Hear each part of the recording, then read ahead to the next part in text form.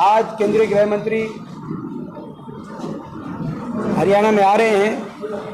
हम उनसे सवाल पूछना चाहते हैं कि वो ये बताएं, हरियाणा में जो आ रहे हैं, कि जो नेशनल क्राइम रिपोर्ट ब्यूरो गृह मंत्रालय के अंतर्गत जो आती है, उसके अनुसार पिछले लगातार 3 वर्षों से देश में सबसे ज़्यादा अपराध दर हरियाणा में है। उन्हीं का मंत्रालय ये बता रहा है कि देश में सबसे ज़्यादा अपराध हरियाणा में है।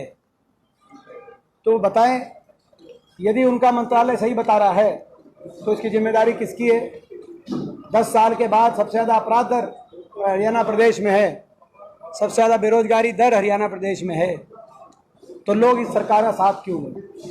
आज केंद्रीय गृह मंत्री घोषणा करके जाएं, दक्षिण हरियाणा में आए हैं कि अहीर रेजिमेंट का गठन होगा। कार्यक्रम हरियाणा मांगे हिसाब कार्यक्रम, हरियाणा मांगे हिसाब कार्यक्रम के माध्यम से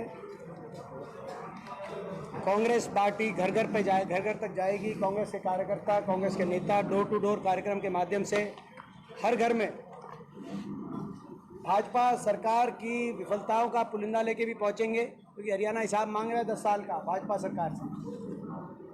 और कांग्रेस के संकल्प भी लोगों तक पहुंचाएंगे कि कांग्रेस के क्या संकल्प हैं, जब हमारी सरकार बनेगी तो हम क्या करेंगे। और लोगों से भी सुझाव लिए जा रहे हैं कि हमारी घोषणा पत्र में क्या क्या बातें हम शामिल कर सकें। जनता का मैनिफेस्टो हम तैयार करेंगे लोगों के सुझाव लेकर। इन बातों को लेकर आज यमुनानगर में हमने एक लघु पद यात्रा करी। आपने देखा भीषण गर्मी में भी हजारों की संख्या में लोग जिस तरीके से उमड़ के आए, वो संकेत है कि हरियाणा के अंदर लोगों ने बदलाव का मन बना लिया है। इसके अतिरिक्त आज केंद्रीय गृह मंत्री हरियाणा में आ रहे हैं। हम उनसे सवाल पूछना चाहते हैं कि वो ये बताएं, हरियाणा में जो आ रहे हैं, कि जो नेशनल क्राइम रिपोर्ट ब्यूरो गृह मंत्रालय के अंतर्गत जो आती है, उसके अनुसार पिछले लगातार 3 वर्षों से देश में सबसे ज़्यादा अपराध दर हरियाणा में है। उन्हीं का मंत्रालय ये बता रहा है कि देश में सबसे ज़्यादा अपराध हरियाणा में है। तो बताएं, यदि उनका मंत्रालय सही बता रहा है तो इसकी जिम्मेदारी किसकी है?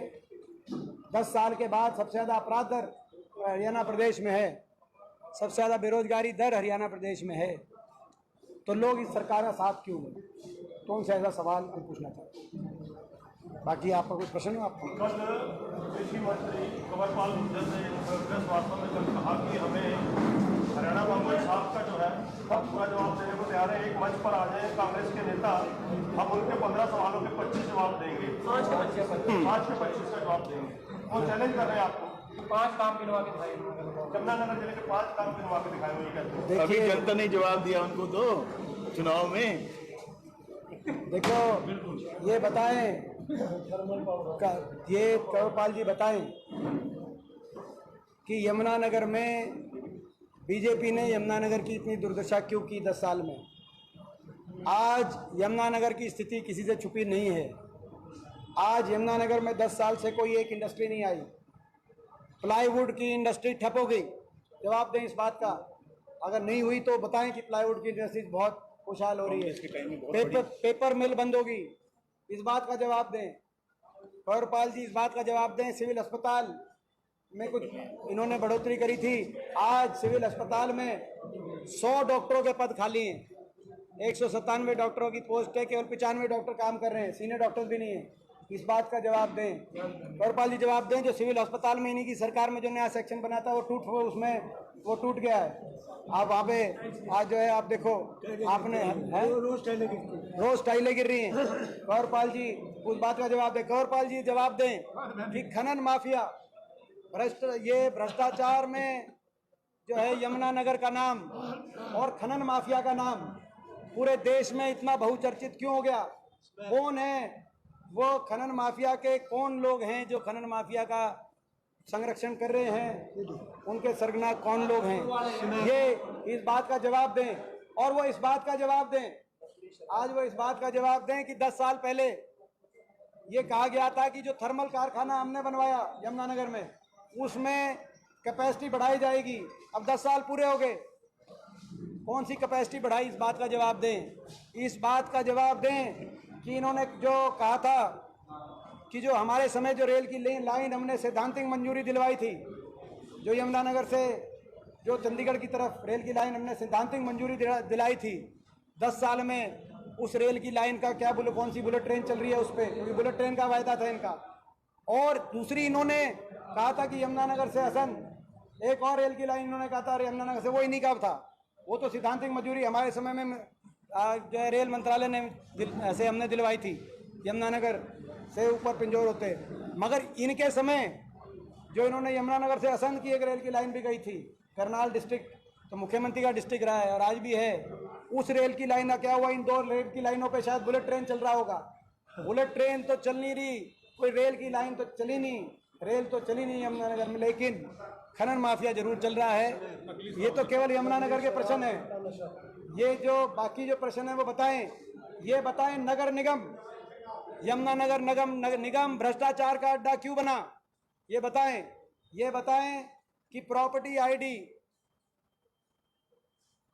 पोर्टल, फैमिली आईडी, पहचान पत्र, ये जो पोर्टल और ये जो आइडिया हैं, ये पोर्टल और आइडिया जब ये गुजरात में नहीं, इनने तो गुजरात मॉडल की बात करते हैं, गुजरात की भाजपा सरकार ने इनको लागू नहीं किया, तो ये हरियाणा में क्यों लेके आए।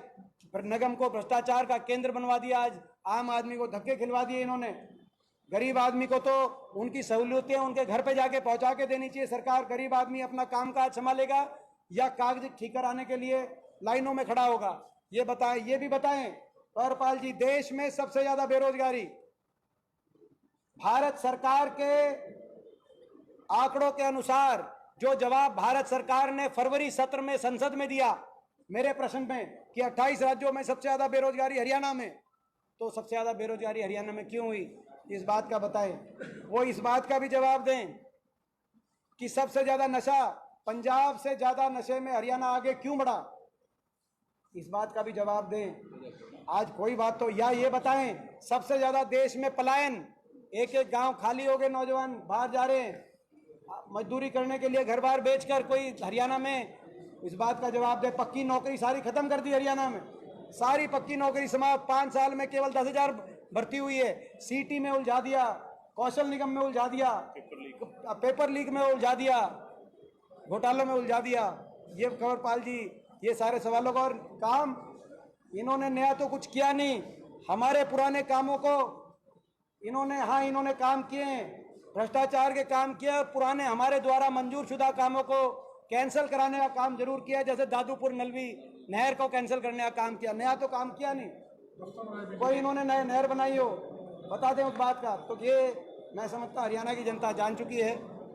और ये भी है कंवरपाल जी, तो ये भी बताएं कि ये तो शिक्षा मंत्री थे, देश में काला अध्याय लिखा गया, 500 स्कूलों में स्कूली बच्चों को धरना देना पड़ गया, first class, second class, nursery, KG school बंद कर दिए इन्होंने, मर्ज कर दिए, 500 स्कूलों में धरने चले हरियाणा में, स्कूली बच्चों को धरना देना सुना है हरियाणा देश में किसी कोने में धरने देने पड़े हों, स्कूली बच्चों को धरने देने पड़े, स्कूली बच्चों से लेकर हमारी बेटियों को जंतर मंतर पे जाके धरना पे देना पड़ा, ऐसी सरकार, किसानों से लेकर कर्मचारी और सरपंचों को धरना देना पड़े।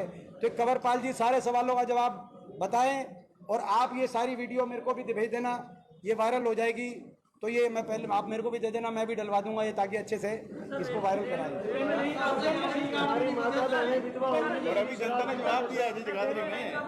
और जो जवाब है वो हरियाणा मांगे जवाब, जगाधरी ने दे दिया जवाब, जगाधरी ने दे दिया जवाब, अंबाला लोकसभा ने दे दिया जवाब, लोकसभा में हरियाणा की जनता ने लोकसभा में बीजेपी को किया हाफ, विधानसभा में कर देगी बीजेपी को साफ। आज आप यमुनानगर में हो, अमित शाह आपके एरिया में है, तो क्या लगता है कि फिर से वो आपके एरिया में थोड़ा दबदबा बनाने जा रही है भाजपा? देखिए, जहाँ तक उनकी बात है वो तो पार्टी के अपने, उनकी जिम्मेदारी है, वो अपनी पार्टी के लिए आएंगे, हमें उसमें कुछ नहीं। मेरा जो लोकसभा चुनाव था उसमें भी आए थे, प्रधानमंत्री जी भी आए थे मेरे लोकसभा चुनाव में, गृह मंत्री जी भी आए थे, भाजपा के अध्यक्ष नड्डा जी भी आए थे, भाजपा के पूर्व अध्यक्ष अमित शाह जी भी आए थे, उससे पूर्व अध्यक्ष राजनाथ सिंह जी भी आए थे, उससे पूर्व अध्यक्ष नितिन गडकरी जी भी आए थे, 4 स्टेटों के मुख्यमंत्री और हरियाणा के दोनों मुख्यमंत्री भी आए थे। उनको जवाब जनता ने दिया है। तो मैं समझता हूँ कि वो तो उनका क्या कर्तव्य है, वो अपने पार्टी के लिए अपनी बात लेके जाएंगे, लेकिन वो काम बताएं। और हम ये भी कहना चाहता हूँ, ये जो आते हैं केंद्र के मंत्री, ये पिछले 10 साल से केवल वोट मांग के जाते हैं। ये कुछ हरियाणा को दे के जाएं। आज दक्षिण हरियाणा में आ रहे हैं, आज घोषणा करके जाएं कि अग्निपथ योजना बंद होगी, अग्निवीर योजना बंद होगी। आज केंद्रीय गृह मंत्री घोषणा करके जाएं, दक्षिण हरियाणा में आए हैं कि अही रेजिमेंट का गठन होगा। आज घोषणा करें कि कोई ना कोई हरियाणा के लिए कोई बड़ी परियोजना मिलेगी। केवल वोट मांग के ये जाते हैं 10 साल से, तो प्रदेश की जनता वो भी देख रही है। अब देखो यार, सुनो, अब मेरी बात सुनो। बहुत देर से आप देख रहे हो, गर्मी में इतनी पदयात्रा यार, और उसके बाद आपके सारे प्रश्न ले लिया। चलो, इसके मन में आ गया प्रश्न।